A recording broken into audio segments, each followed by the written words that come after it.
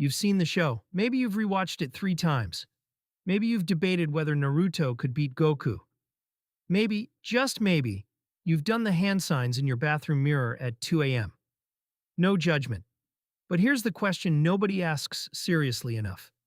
What actually happens the morning you wake up as Naruto Uzumaki? Not a dream. Not a simulation. You are Naruto. Let's find out how your day goes. And spoiler alert, it starts rough. Your eyes open. The ceiling is different, wooden, cracked. There's a faint smell of instant ramen in the air. You sit up, and immediately something is wrong with your face. You reach up and touch your cheeks. Whisker marks, 3 on each side. You stumble to the mirror and just stare.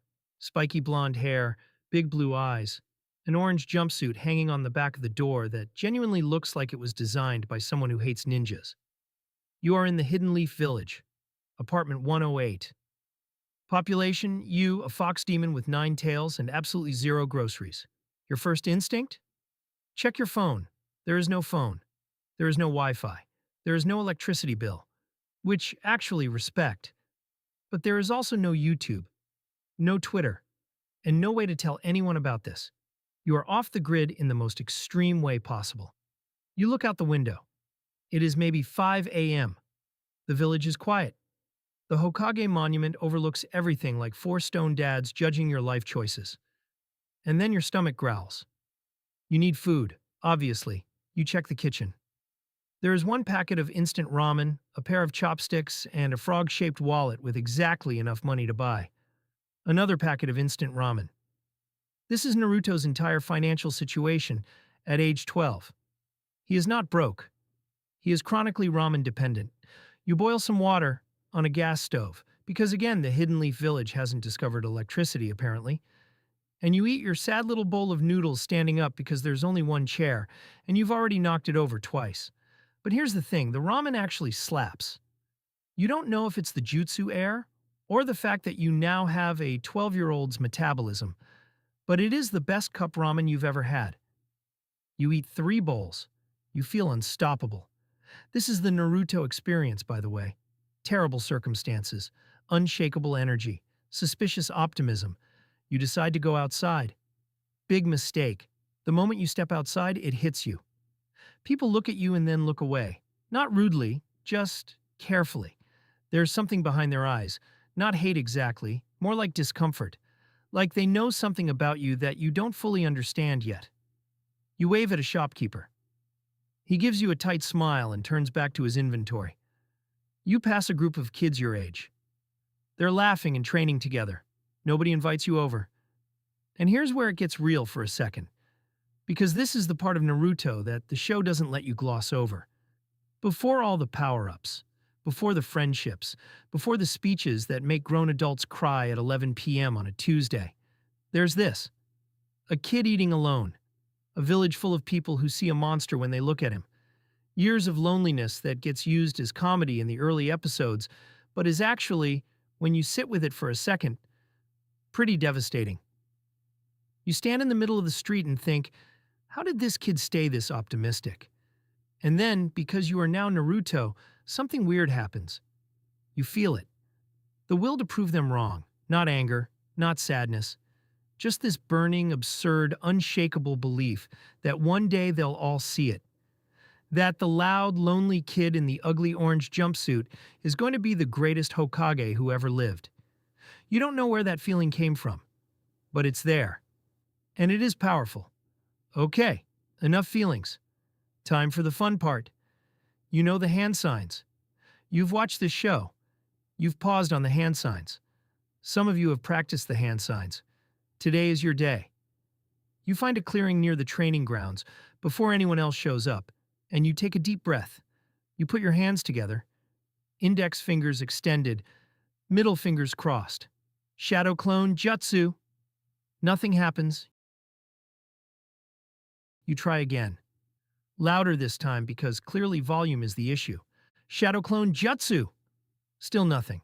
Okay, so here's the thing. You have the chakra. You can feel it, which is the weirdest sensation you've ever experienced. Like electricity under your skin, like your whole body is plugged into something enormous. But you have absolutely no idea how to use it yet. It's like sitting in a Formula One car and knowing the engine is on, but not being able to find the gas pedal. You spend 45 minutes trying. You make every face. You do the signs faster. You do them slower. You whisper it. You scream it. You close your eyes dramatically. And then, on attempt number 37, something shifts. The chakra moves. You feel it rush to your hands, up through your core, and boom. There are now 5 of you standing in that field. 5 identical blonde idiots in orange jumpsuits, all looking at each other with the exact same expression of absolute disbelief. One of your clones immediately trips over a root. One of them starts crying. Not out of sadness, just pure overwhelm.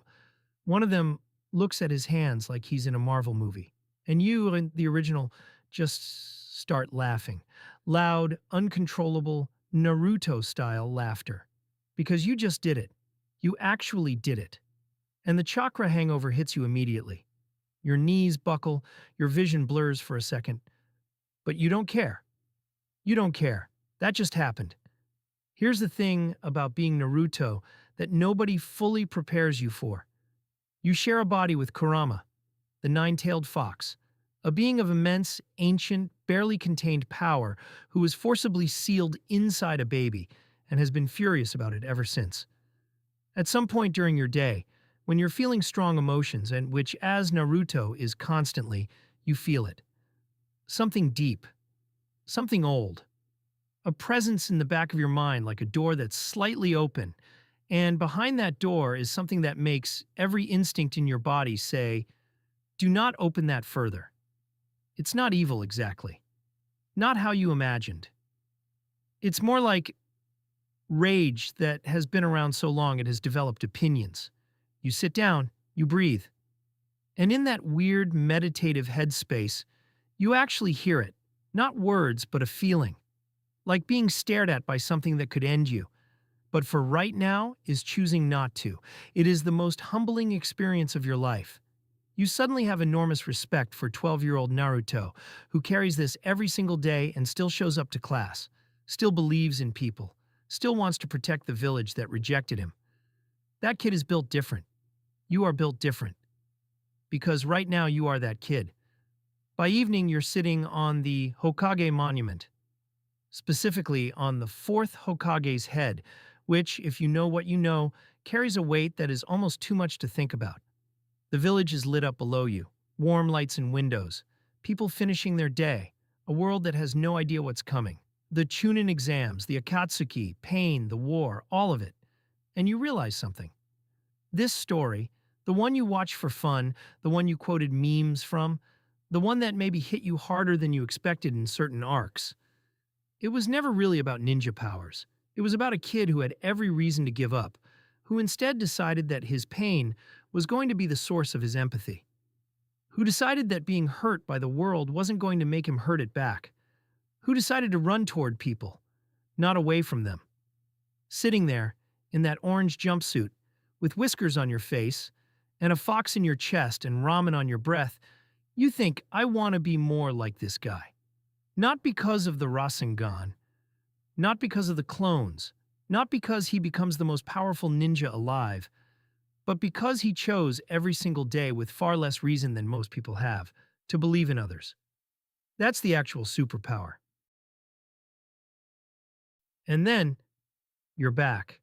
Your room, your life, your ceiling, no chakra, no hidden leaf village, no nine tails. Just you. But you bring something back with you. Naruto was never powerful because of the fox. He was powerful because no matter how lonely life got, he never became cruel. That's why people love him. And maybe that's the real superpower. So tell me, what's the first jutsu you'd try?